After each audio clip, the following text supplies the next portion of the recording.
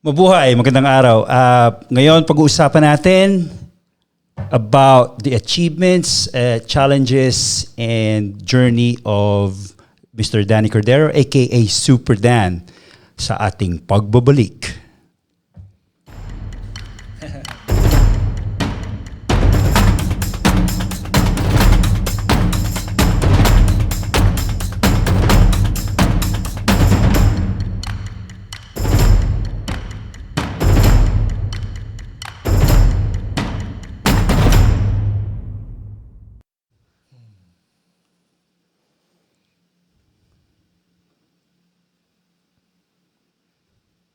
Welcome back. Marami pong salamat sa inyo pong pagsubaybay.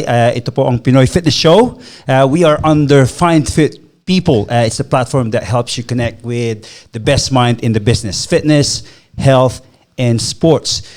I'm going to go straight into it. Today on the studio, we have Jojo, as usual, my wingman, my partner in crime. And today we have a very, very, very special guest, Mr. Danny Cordero. Sir Danny Cordero. Danny Cordero is, wow, siya po ang pinaka-highlight natin for today's topic because he's, for me, he's a superhuman. That's why we call him Super Dan. Just to mention a few achievements, just a few. Marami so hindi kasya sa notebook ko So, Danny is also a certified nurse. He's a well-decorated bodybuilder. He's done Natural Physique Championship in the Philippines a couple of times, and he's participated and placed in the Miss Universe pageant. Miss Universe. Mr. Universe. Among many other skills, he's also a black belt of Shotokan Karate. So just be careful. And now, ang pursuit ni Danny is, and I'm very passionate about this because I used to do this when I was younger. Triathlon, half Ironman. Wow. Danny, welcome to the show. Welcome. It's glad to be here. Nice. Maraming salamat sa oras mo. I know you're. Alam namin busy ka eh. Yeah, exactly. And then Buti pinaunlakan mo kami. Yun, ang lalim ng Tagalog. Lakad. Danny, napag-usapan natin kanina behind the cameras. Sabi ko nga, saan ka nag-umpisa? Tell our viewers, paano ka nag-umpisa? Bakit mo ginagawa yung ginagawa mo ngayon? As a fitness professional. Lahat? Lahat. Saan ka galing? Okay, so Paano ka naging nurse? Paano ka naging bodybuilder? Tell us your story. okay, quick story. I live in a place before where there's no electricity. Uy. My neighbor is like 2 kilometers away from us, and we have to walk 2 to 3 kilometers just to get to the road and bring or produce. My father is a farmer. My mother is a vendor. So no electricity. Wow. I live in Which part of the Philippines is this? Saan yan? This is in Batangas. Hindi pa umabot ang Meralco doon. Hindi pa. No Meralco. All Batangueños. Yeah. Okay. Yeah, I don't know what television is until grade 4. So just candle lights and then surrounded by trees and farms and cows and goats. All organic. Sounds like a good life to me, in my opinion. Okay. Definitely one of the best part of my life is to be maalaala yung mga times na yun. Simpleng buhay. Okay. Simpleng buhay. And then we moved to the close to the city, still in the rural areas. So farming yung means of living yun ng yeah, my pamilya father is mo. a farmer. Okay. My parents, my dad, and then an accident. Before the accident happened, my grandfather ipinamana niya yung bahay. Farm. Yeah, Okay. Sa tatay ko, and then we have the opportunity to live close to the road. Okay. Yeah, so from being a vendor, my mom and my dad, they became fruit dealer. So nice. So nagkameron na ng development and progress. Nagkameron kami ng jeep. And then we supply fruits to different market.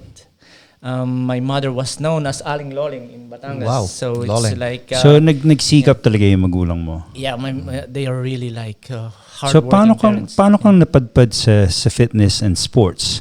So kung farming was most of the time iyon na rin yung gagawin ng anak nila kasi yung magulang nila, okay, hindi natin kayang mag-hire But also you have to think about it. he went to medical. Bakit medical yes. first? Okay. Ba't medical? Ba't nag-nursing ka? Isa muna. Sige. Paano ka napunta? Okay. So high school, na? finished college. Studied in Pablo Bourbon Memorial, PBMIT. It's called Trade in Public in school, man. Batangas. Yes, Public school. And then yes, why nurse? Kasi sa atin sa Pilipino, usually engineer, attorney. No, Sabi nga ni Jojo kung ano yung sikat ng araw na yun. Mag-nurse ka. Normal kasi, but bihira sa atin mag-nurse eh. Like during that time. During that time? No. Nurse, it's a very popular. Everyone wants to be a nurse that time. Oh, wow. Kanino iyon ba gusto mo? No. Gusto mo talaga mag-nurse? Not actually. So all my titas are nurse and they are working in either USA or Europe or Switzerland. And of course, that's why. They Kung ano yung influensya ng kultura natin, di ba? motivate my mom to say, okay, pag-nursin mo yung anak mo, kasi akong bahala sa'yo. Kasi gusto mong lumabas sa bansa, right? That's more common. Actually, to have better future in terms of career and earnings. Of course, that's the main objective. So yun yung alam natin at that time. Yeah. So most Filipino don't have a career. They have moms to tell them what to take. Yeah. They dictate us. Influence us a lot. So and said, why not? Being a nurse. So while I'm masunuring bata ka, di ba? Masunuring bata, syempre. Okay. Of course, and then I saw the opportunity of working in Switzerland because the tita that convinced my mom is working in Switzerland as a. So in short, sinunod mo yung magulang mo, convince ka, sige, ito yung gusto ko kasi may opportunity. So nurse ka na? Nurse. Pinractice mo bang nursing? Trabaho ka ba sa hospital or sa clinic? First, so as a fitness professional, may part din yan during those college days. At the end of high school, yung classmate ko into bodybuilding, yung tito niya, one of my best buddy, si Joel Dangal. Classmate, Joel. Sa Batangas to Batangas. So they have these sets of cement dumbbells and barbells. That's OG. Tubo. Lata ng gatas, lagyan mo ng semento. Saksak mo ng tubo. Yung mga malalaking nido. Exactly. At in high school, Olympic bar natin nun eh. Okay. And then high school, as a skinny boy, you'll see my pictures. And I'm like 52 kilogram boy. Like the wind blows me at signal number 1. Pwede kang tangayin ng hangin, di ba? And so I was convinced and developed this likings in bodybuilding using those stone barbells and dumbbells. And that's a start, end of high school. So during the college days... so nahiligan mo lang talaga magbuhat kasi gusto mong palakasin yung katawan mo? Yeah, but at that time, who was your inspiration aside from your body? Sino yung inspiration mo dati? Kasi dati mga magazine lang I don't know Arnold before, actually. I just want all those greats. Yeah? But during the college days, when I started serious on bodybuilding, so I started reading those magazines and I said I want to be a bodybuilder. Nice. And then college days I also apply as a gym attendant. So nag-aaral ka na ng pagiging nurse, tapos started the yung hobby of bodybuilding. Wow. And then sabay. Sabi ko I would like to expose myself more in the bodybuilding, so I apply as a gym attendant part-time. Yeah, so to make the story short, I became a registered nurse, passed the board exam, and I went to Switzerland as a private nurse. Okay. So nagtrabaho ka sa Switzerland as a nurse. Okay. Being a nurse, and then I also become an OR nurse in our regional hospital in Batangas. That before that experience, the Switzerland is a quite interesting story. So, gaano katagal nagtrabaho sa Switzerland? Switzerland as a private nurse, around 6 months. Private nurse? Yes, so I have someone's like a caregiver. So kakapasa mo pa lang sa board exam sa Pilipinas, naka-land ka kagad ng trabaho as a private nurse. So hindi ka nag-practice as a hired thing, not actually working in Switzerland. So ano nangyari sa pagiging nung gym attendant ka? Ano ginagawa mo? May sweldo ka nun o may sweldo ka rin nun? Yeah, I have an allowance like around 3,000 pesos or around 200 dirhams. 3,000 pesos at the time, that's like not even 300 dirhams Not even a month. 300 Yeah, that's dirhams, about 250, 260 dirhams, just so for our audience to have a basis. Okay. Yeah, so Switzerland, 6 months. Yeah, it came on a bad time because I think it's 1996, they closed the opportunity for Coach, lapit ka sa mic. nurses. You have to be a resident or you know, in Switzerland. yeah, to work as a nurse. It will. Yeah. Previously it's open. Mhm. Right? So that ang naging scenario is I have to like Go back. like meet someone and do You got married. hopefully fixed marriage because Okay, Yeah. okay. Para But maging that- citizen ka, para Yes, makakuha to ka ng work. immigration. But Okay. it doesn't work, and I have to go back to the Philippines because I have someone in the Philippines that I love. Oh, Before. wow. Yun. This is our love life now. Love move so mountains. after Switzerland, what's the next milestone now? So Switzerland doesn't went well, and the girl that I left has someone else already. When I return, Mm-hmm. that's Alright, part okay. of life. Yeah, part of life. So, ibig sabihin, sa Yeah. Switzerland, sorry to interrupt, sa Switzerland, you didn't sell your values kasi alam mo na, mas maganda yung opportunity pa makakaroon ka ng papers doon, yung passport mo is magbabago. But because of your moral conduct, Part of it, yeah. part of it. Yeah, I didn't Just- pursue okay. the opportunity. marriage or Right. the son. No. So, bumalik ka sa Pilipinas just to find out, alright, Alright, nangyari yun. stories, So, yeah. ano nang next step doon? So, nurse, you're still a nurse? Nagtrabaho ka bilang nurse? When you or went back, bumalik ka sa gym? what did you do? I apply as an ER and OR nurse in one of the regional hospital in the Batangas, and partly a ward nurse. And then I just found out that I cannot separate my emotions in terms of my work. So every day you'll see people sick and crying and all the situation and stuff. So, apektado ka? Yeah, I'm Nade-depressed ka? depressed by the end It of could the be the day. because you empathize with the people. Yeah. That's why. Yeah. But I'm really salute with the real nurses, my classmates who are still in contact Doing with it. me. Yeah, doing it very well. Yeah. Very noble job.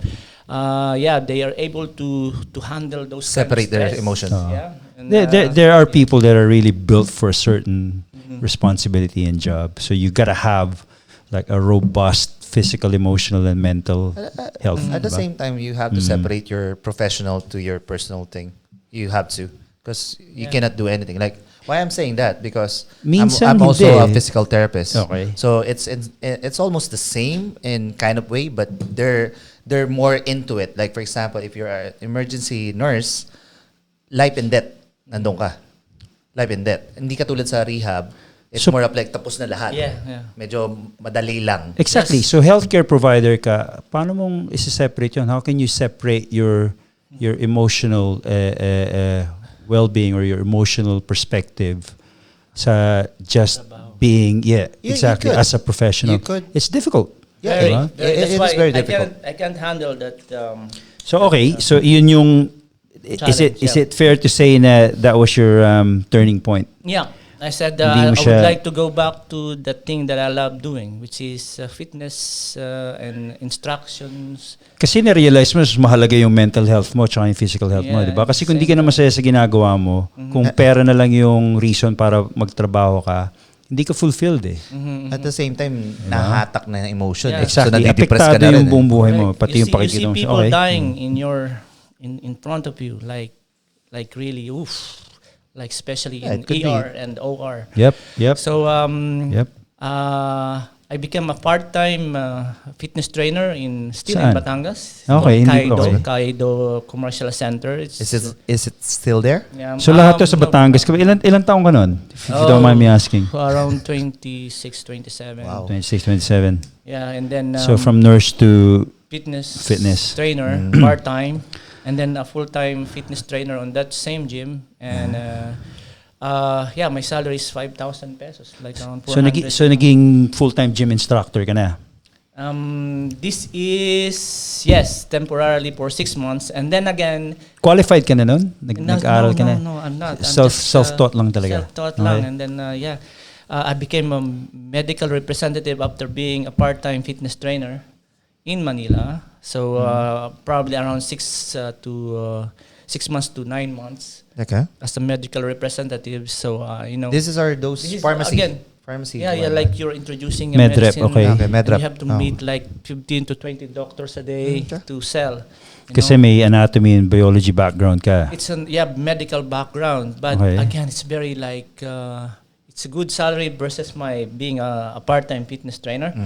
At that time, I saw one of the exposed to the gym, which I lately become part of. It's called Slimmers World International. Doon tayo nagkakilala. Yes. Oh wow! I didn't know this. I started at Slimmers World, and then Danny back then, I think you're already a fitness manager, fitness director. Yeah. So he goes around making sure, the quality of the trainers are obviously being delivered. Yeah. Yeah, Slimmers. All right. That's one. So Slimmers World ang una. Well, yun yung pinakaunang commercial health club sa Philippines. The oldest one, because before Fitness First, Fitness First, there are like multiple centers all around the Philippines, and right. So every trainer wants to be part of that. Of course, Yeah, kasi so maraming celebrity nag-work. That's the in thing. Yeah. That's the in thing. So as a med rep, status quo. I sent my application to them. Unluckily, for 8 to 9 months, I passed the interview, but there's no opening at the time. So I keep coming back to Robert and say, "Is there any opening?" Robert Baranda. After 8 months, I was accepted as one of the fitness trainer in Pasig, in Marikina branch. Okay. And then 2 years as a fitness trainer there. Happy to be part of Slimmers World. So 2 years kang... But that's the thing. You said he was already a fitness director when he met you. That's 2000 plus already. Oh, wow. So this is like 1999. I was So 1999 kang pumasok sa Slimmers World kasi 99 akong gumraduate sa college. Let's not talk about that. Exactly. So I was just younger. Picking your minds now. Mas bata ako sa dalawang. Fitness trainer. Then 2 years. Then they introduced personal training in Slimmers World. Doon ako sinuwerte. There's no PT before. Hindi pa recognized that's personal my training. question. I'm not from the fitness industry at that time. Do you need to be certified or just you have to achieve a certain... Wala pa. Medical. Basta may medical background ka. Okay. Anybody from let's say pharmacist, any medical background? Yeah, because the anatomy physio. Back then yun yung basis mo eh. Basta may background ka ng physiology and anatomy. Correct. All right. So personal training were introduced. So paano ka naging education provider? Like PT director. PT director, sorry. Okay, so the first year in personal training, because this is my passion, and we perform well as a personal trainer, and I think I'm doing like 10 sessions minimum a day. Is that good? For like really? That's a lot. That's a lot. 10 sessions. Back then, since sabi mo nga kanina, bago yung personal training noon, yes, of course, it's exciting kasi motivating kasi you're obviously you're very good at what you do. So yun yung natural na yung abilities and skill mo to deliver that service. So kung magaling ka, in short, ikaw yung pupuntahan ng tao. And also may medical background siya. Yung question mo na magaling, tama ba yun? Work-wise? Oo, kasi pero ang tanong doon is sustainable ba? Kasi yun yung lumang business model ng trainers. Why I'm asking that in conjunction with the question with Danny is I noticed with Filipino, they go with... We're hardworking by nature. Yeah, 12 is normal. Even now, if I look at any gyms, 10, 12 is normal. But like what you said, sustainable ba siya? Kasi magbe-burnout ka eh. Magbe-burnout ka pag ginagawa mo yun tapos nagbibiyahe ka pa. Even sa Pilipinas na. Tsaka quality pa ba yung from first session mo? Exactly. From first session to your 10th and 12th session. No, wala. No. So how did you cope up with this? Both of you actually. Both of you. So excited ka, parang sign of success yun di ba? Uy, marami akong kliyente, right? Tumataas na yung kita mo. Yes. At that time, the energy is so high, I was able to maintain the quality of the training from the first session at 5 a.m. to 10 5 p.m. a.m. Tapos nagbo-bodybuilding ka pa And noon. then I started my goal to become Mr. Philippines on that period as well, 1990. Ano yung unang bodybuilding competition mo? It's called Mr. Valentine. Mr. Valentine. Okay, for you guys that don't know, it's only in the Philippines. It's a big thing in the Philippines. It's a big thing in the Philippines. It's bodybuilding. Robert It's not a pageant Myers. show. Robert Mr. Myers. Valentine. So after the show, do you have lots of call-in? I'm just imagining you wearing a really, really bright red Bright red trunks and Nice. we don't have Did you just say it right? You're imagining. We don't have the I'm full of money to imagination. buy a tanning. So we use kiwi, Kiwi. the shoe polish. Him? Grant Ghost? Kiwi? Kiwi fruit? Kiwi shoe polish. Shoe polish to tan ourselves. At that period, sometimes like this red thing, the martiolet, we mix with and to have like. Ngayon, spray tan na eh. Now spray tan. Guys, coat Kiwi tan, yung yung Kiwi polish It's shoes. a brand. It's It's a brand It's a of brand. shoe polish. Sometimes we use hair dye to mix with oil and stuff. So Pero Mr. Valentine. natural na. Natural. This is natural Brown now. ka, See, di ba? look. Brown. Diba? Natural oil na lang. Okay.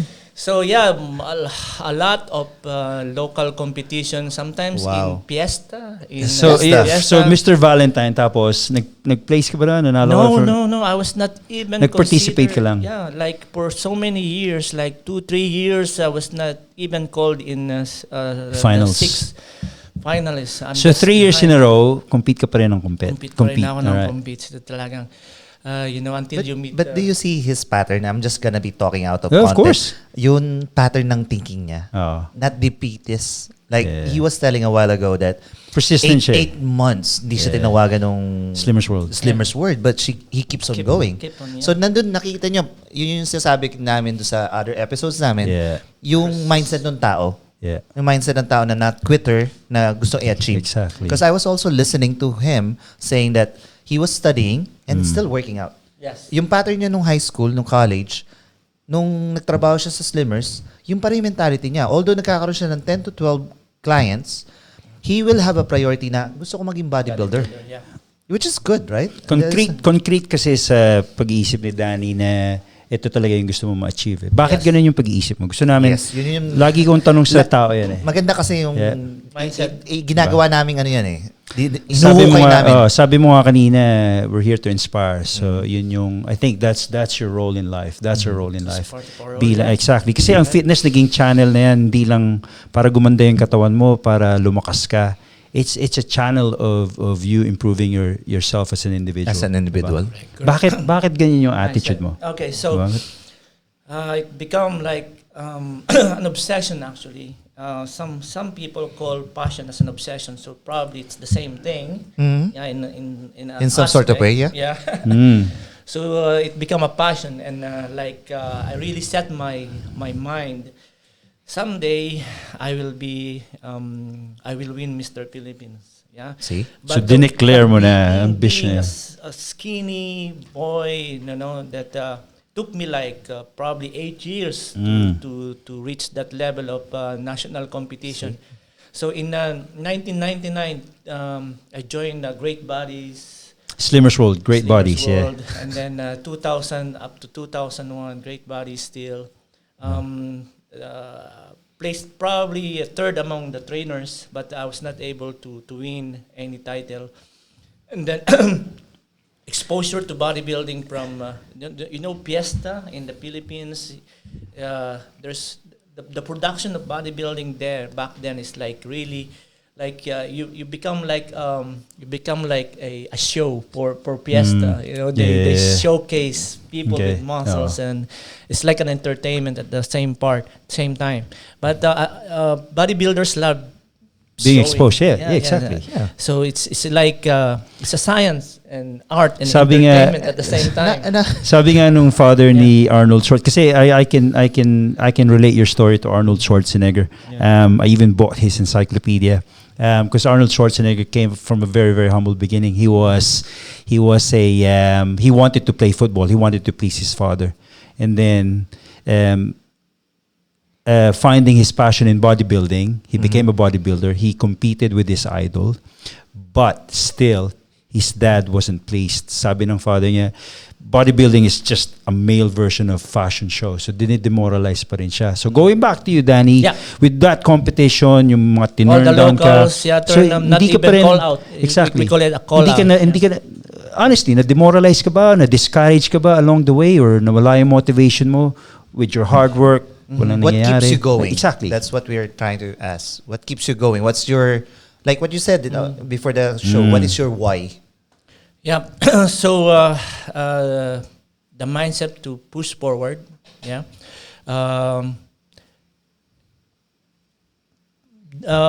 By year, the year that passed, you see improvement in your body, and then hanggang sa dumating sa point na nako-call out ka na. Okay. Yes. Call out means you will be compared to the best on the stage. Oh, nice. Yeah. So of course. So, nare-recognize ka na. Yeah. Your hard work is paying off so, na.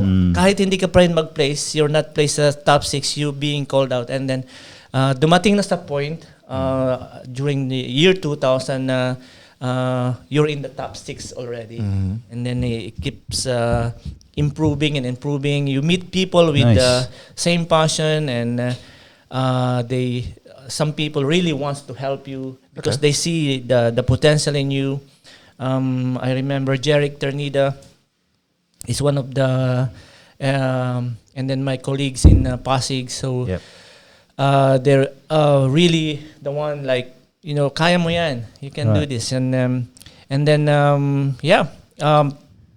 as we move along and competing in different locals, it becomes international. Okay. Naalala ko nag-compete ka rin ng bodybuilding sa Germany. Yes, so it become regional. Nice. And then you place top 3. Uh-huh. And then Then it becomes international na. national. National, then international. Yes, Nice. national. It took me a long time as well to be on the top 6. Wow. Yeah, to be on the top 6 of a local and a regional is difficult. To be on the top 6 of an Not of only the that. national Not is only that. another struggle, another challenge. Done. So, all right, 2003, great. So, fast nursing, forward. one achievement. Yeah, the rest is history.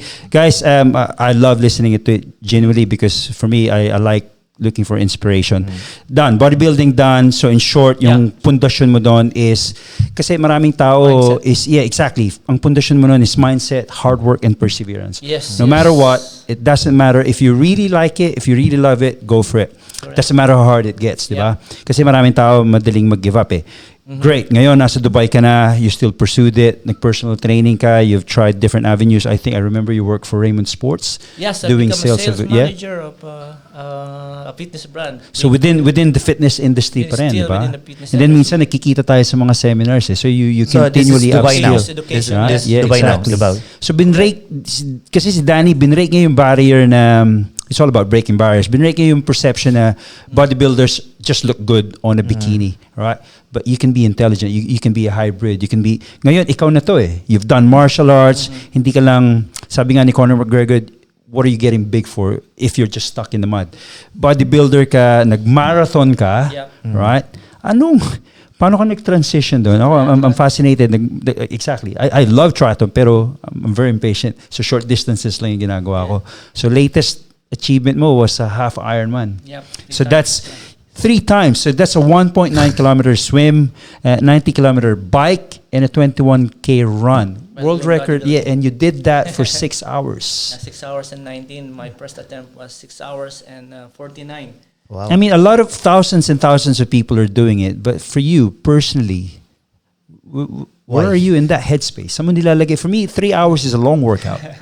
Yes, given 6 hours of different 3 disciplines. At your age, which is amazing, and with conjunction of bodybuilding. You're still in bodybuilding as well. He's still big. Wow. You're big for a triathlete. Most triathletes are skinny. Like and if you look respect to at that. Danny, he's not in that triathlon kind of body. He's like proper built. So I'm practicing what we call athletic bodybuilding. Yep. At the moment, and they said you have to lose muscles, lose weight, because muscles sink in water. Not true.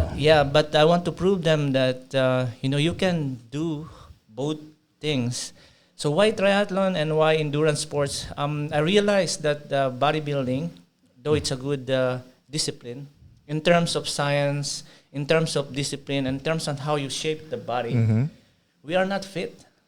True. Yeah. Very true. It doesn't end in aesthetics. I would really agree on that because it's more of physique. Yeah, it's just the aesthetics part of it. Yeah. To win a bodybuilding competition is the same as preparing for an Olympic Games.